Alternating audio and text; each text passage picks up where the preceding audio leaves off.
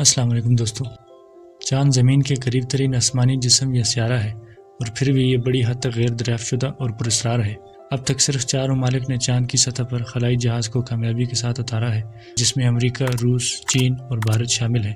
اب جاپان اپنے اختراعی مشن کے ساتھ اس خصوصی کلب میں شامل ہونے کا ارادہ رکھتا ہے۔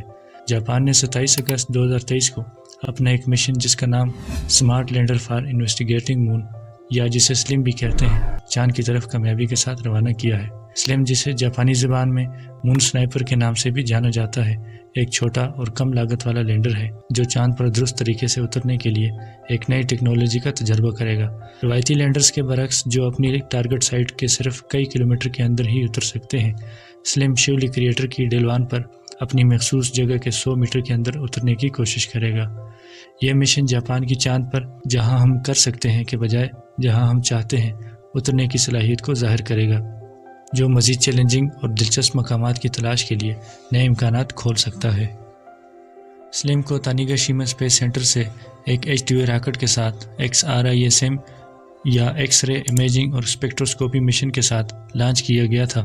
XRISM ایک ایکس رے دوربین ہے جو بلیک ہولز اور سپر نواز 4 جیسے انتہائی مظاہر کا مشاہدہ کر کے کائنات کی ابتدا کا مطالعہ کرے گا۔ سلم کو چاند تک پہنچنے کے لیے ایک طویل اور ایندھن کی بچت کی رفتار لگے گی اور نومبر یا دسمبر 2023 تک چاند کے مدار میں پہنچنے کی امید ہے۔ 1 ماہ یا اس سے زیادہ چکر لگانے اور لینڈنگ کی تیاری کے بعد سلم چاند کی سطح پر اپنی آخری لینڈنگ 2024 کے سٹارٹ میں کرے گا۔ لانچ کے وقت سلم کا وزن تقریباً 590 کلو گرام تھا، جس میں زیادہ تر ایندھن ہے۔ اس میں 5 کرشیبل 3D پرنٹ شدہ ایلومینیم کی جعلی ٹانگیں ہیں جو لینڈنگ کے پریشر کو جذب کریں گی۔ اس میں ایک ملٹی بینڈ کیمرہ بھی ہے جو مقامی معدنیات کی جانچ کرے گا اور زیتون کے نشانات کو تلاش کرے گا۔ مزید اس میں ایک چھوٹی لیزر ریٹرو ریفلیکٹر ہے جو فاصلے اور پوزیشن کی درست پیمائش کے لیے زمین یا دوسرے خلائی جہاز سے لیزر بیم کی عکاسی کرے گی۔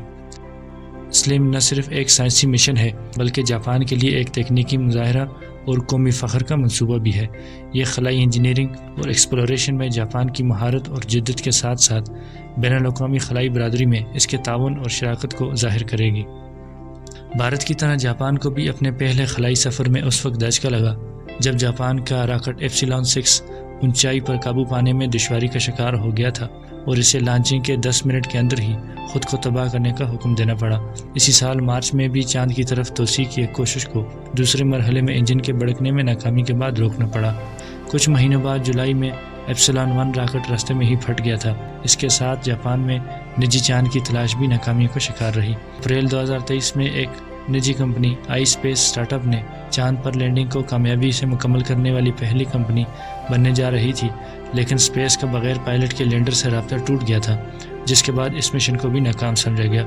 سال 2023 کے بیشتر حصے میں جاپانی خلائی تحقیق کی افسوسناک حالت کے ساتھ سلم لینڈر نے ایک کامیاب لفٹنگ کا متاثر کن تجربہ کیا ہے اور وہ چاند کے راستے پر ہے۔ اگر سلم کامیاب ہو جاتا ہے تو جاپان کو چاند پر سافٹ زمین پر جانے والا 5واں ملک بنا دے گا اور اتنی اعلیٰ سطح کی درستگی حاصل کرنے والا پہلا ملک بن جائے گا۔ یہ جاپان اور دیگر ممالک کے مستقبل کے مون مشنز اور سرگرمیوں کے لیے بھی راہ ہموار کرے گا۔ آج کی ویڈیو کے لیے اتنا ہی، ملتے ہیں کسی اور ویڈیو میں۔ اللہ حافظ۔